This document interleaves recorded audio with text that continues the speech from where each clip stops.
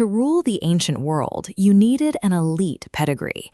In the unforgiving mountain steppes of Central Asia, power wasn't granted, it was inherited through a lineage of successful hunts. In the late 1400s, a young prince named Babur emerged from the Fergana Valley. He was a creature born of two distinct, highly lethal traditions of conquest.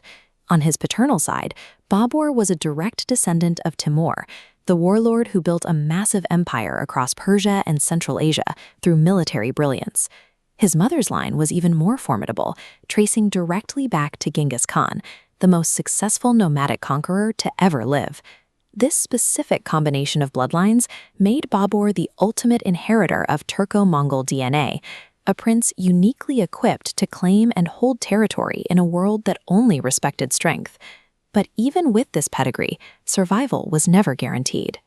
Despite his ancestors' victories, Babur found himself a king without a kingdom after rival Uzbek tribes cornered his forces and drove him out of his capital in Samarkand. He was a predator without a territory. Driven by the need for a new ecosystem, Babur turned his gaze eastward, toward the rich and densely populated Indian subcontinent. The challenge was immense. He was attempting to move an isolated nomadic lineage into a foreign, sweltering climate where he would be surrounded by massive, established local armies. For Babur, the invasion of India wasn't a choice. It was a necessary migration to keep his bloodline from disappearing entirely. When Babur arrived in India in 1526, he was a vulnerable, invasive species. He was outnumbered by local rulers who had held these lands for centuries. But he brought a specific evolutionary advantage: Timurid military tactics combined with the new technology of iron and fire, artillery and gunpowder weapons recently acquired from the Ottomans. At the Battle of Panipat, the roar of Babur's cannons did something no sword could. It terrified the enemy's 5,000 war elephants, causing them to stampede through their own lines. That victory established the Gunpowder Empire as the new dominant force in the region, practically overnight. Babur had secured his foothold, not through numbers, but through a technological adaptation the subcontinent wasn't prepared for. Conquest is only the first step.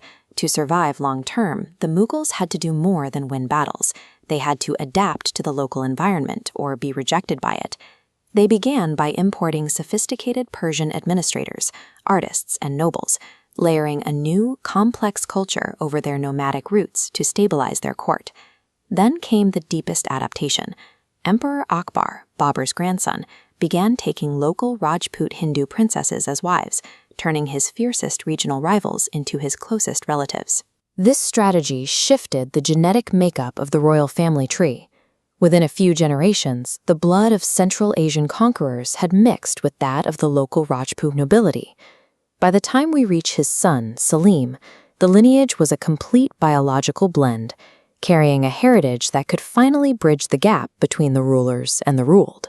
By intentionally cross-breeding their culture and their bloodline with the local population, the Mughals ensured they were no longer outsiders.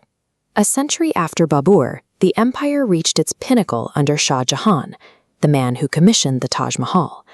By this point, the Mongol emperor actually had far more Persian and Indian blood in his veins than Turco-Mongol.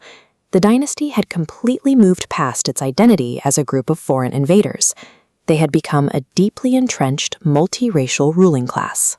This multi-generational blending created the Indo-Islamic civilization, a unique flourishing of art, literature, and architecture that belonged specifically to the subcontinent. The Mughals didn't survive by clinging to the brutal tactics of their steppe ancestors. Their true legacy was their ability to change, transforming from nomadic conquerors